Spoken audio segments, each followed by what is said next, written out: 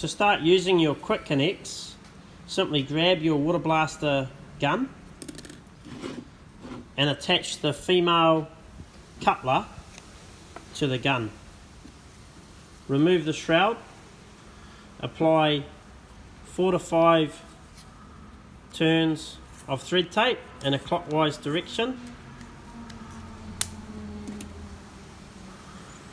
Replace the shroud. This is optional, you can replace it without the shroud, and simply turn in a clockwise direction using your hand only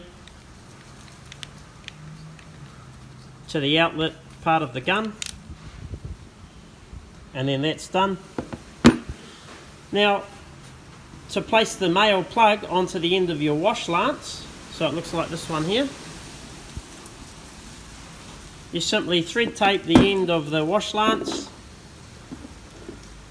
grab your quick connect plug, and once again clockwise, turning only with your hand, turn it as tight as it can go.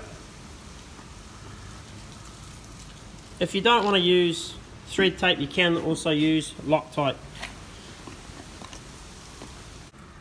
and then you can simply quick connect your lance or disconnect it.